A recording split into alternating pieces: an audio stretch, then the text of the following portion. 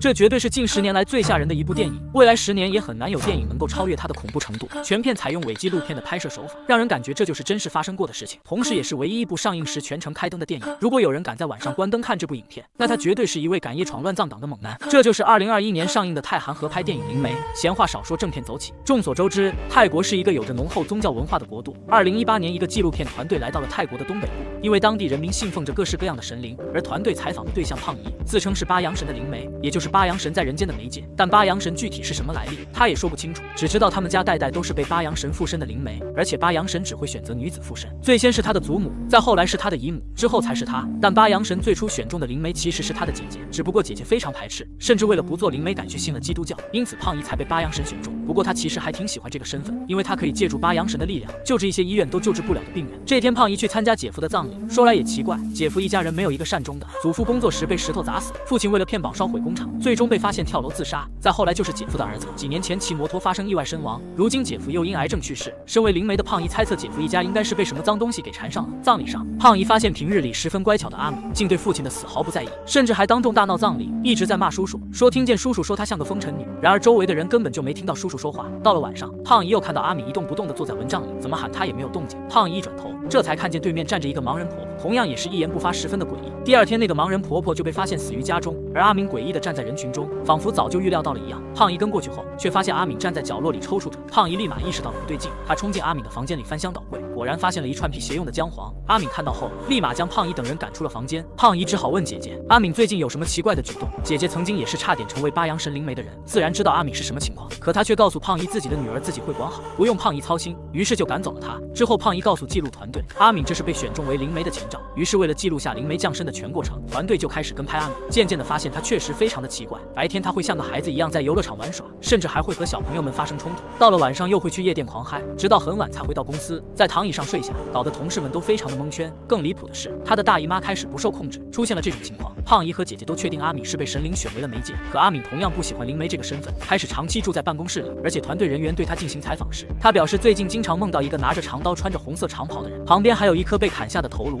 而且好像还会说话。她试图听清那颗头在说什么，可每次都听不清。胖姨得知后感到些许不安，因为这不是一个善良的神灵会带来的梦。果不其然，没过几天阿敏就被公司给开除了，理由是阿敏每晚都会带不同的男人到办公室里打扑克。阿敏的身心受到了严重的打击，终于有一天，她选择了自杀。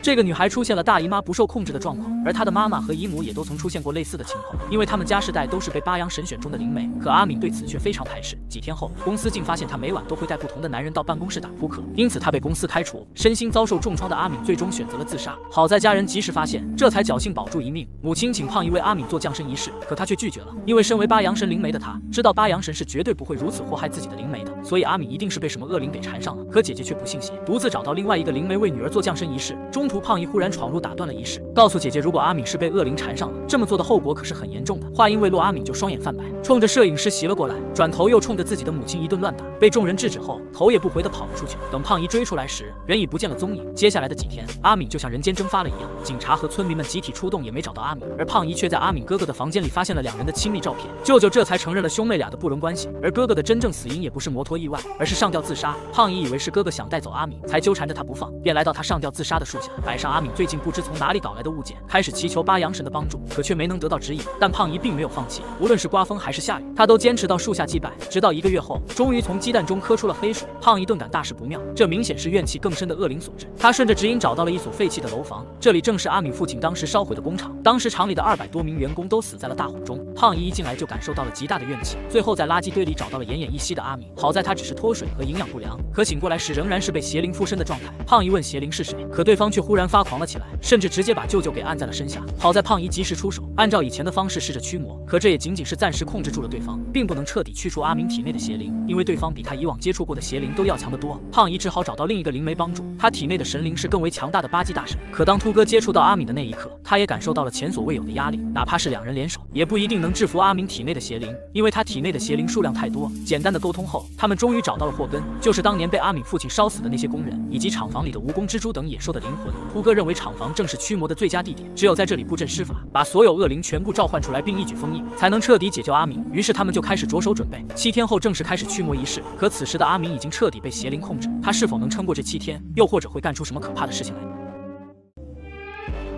镜头下的这个女人被邪灵附身，起初她只是会弄乱房间里的家具，像猫狗一样在桌上大小便，甚至饿了的时候还会吃冰箱里的生肉，发现摄像头时也会进行破坏。可逐渐的野兽体征变得越来越明显，行为举止也更加诡异。小狗只是冲她叫了2声，她就直接给活煮，而且趁着舅妈不注意的时候偷走了他们的孩子。幸亏舅舅及时发现，最后在野外找到了丢失的儿子，但阿敏却忽然出现袭击了他们。好在附近的村民及时赶到，才将其控制住。如今距离驱魔仪式还有2天，可母亲已经等不及了，她担心阿敏还会做出更可怕的事情，于是就主动找到了身为八阳神灵媒的妹妹。可走进房间却惊讶地发现，胖姨已经死在了床上，死因不明。所有人都不明白为什么身为灵媒的胖姨会突然死亡，只能归咎于是八阳神的神意。只是他们不知道的是，几天前胖姨因为担心斗不过阿敏体内的邪灵，独自去山上祭拜八阳神，可却发现八阳神的石像被斩掉了头颅。那一刻，胖姨的信仰彻底崩塌。这也刚好对应了阿敏梦中的场景，一个手拿长刀、身披红袍的人，旁边还有一个想要说话的头颅。红袍人明显就是阿敏体内的恶灵，而头颅也正是八阳神的。也许正是因为这个原因，信念崩塌的胖姨回来后就离奇的死亡了。虽然胖姨死了，但阿敏的驱魔仪式还要继续进行。可一人作战的秃哥能否顺利的完成任务？到了正式驱魔的这天，秃哥的弟子们提前来到厂房进行准备工作，而另一边的秃哥则选择让阿敏的母亲作为仪式的祭品，因为他曾拒绝过八阳神，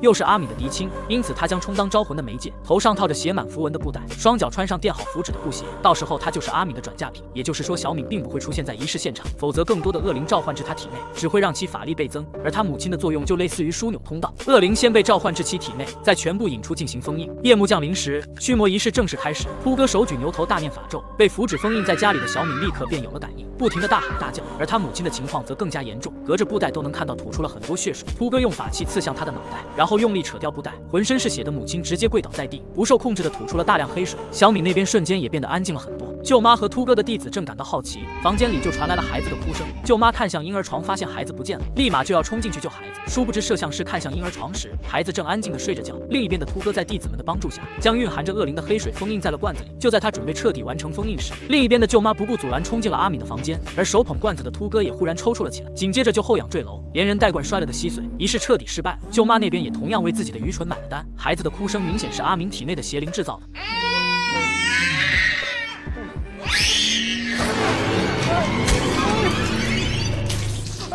舅妈当场饮恨西北，秃哥的弟子还想逃走，结果也被阿敏给嘎了，就连摄影师也没能幸免于难。另一边的厂房外，众弟子们已经都被邪灵附身，疯狂地扑向摄影师，瞬间就死了一个。就在另一个摄影师也快要被啃食而亡时，着魔的弟子们纷纷被吓退了一样。摄影师再一转头，原来是他们的老大阿敏赶到了，摄影师的下场自然也比刚才惨多了。而此时厂房内的阿敏母亲说自己再次看到了八阳神，势必将仪式进行到底。他让法师的弟子们将罐子的碎片重新收集过来，准备再次进行封印。众人拿着香祭拜，阿敏母亲则念起了咒语。咒语过后，他接过众人手中的香，下一秒竟然倒着插进香炉，同时又忽然大笑了起来。一旁的弟子们瞬间被恶灵附体，纷纷自杀似的撞向墙壁，就连舅舅也未能幸免，直接从楼上跳了下去。最后的一个摄影师刚准备逃走，结果迎面遇上了赶来的阿敏和一众被附身的弟子。摄影师慌忙地躲了起来，然后就看到阿敏将一桶汽油浇在了母亲身上。就在他要烧死母亲的时候，忽然注意到了暗处的摄影师，二话不说上来就啃了这最后一个摄影师。然后就看到厂房内忽然变得火光通天，阿敏和母亲也同时发出了惨叫声。至此，包括阿敏以及摄影师在内的所有人员全部团灭，邪灵彻底赢得了胜利。影片的最后播放了胖姨死前的最后一段采访，他担心驱魔仪式不能成功，便道出了一个藏在内心多年的秘密，那就是他从来没有见过八阳神，甚至不知道他有没有附过身，所以这很有可能就是他死亡的真相。当他看到被斩掉头颅的八阳神石像时，信念就彻底崩塌了，内心的恐慌即便是神明也拯救不了他。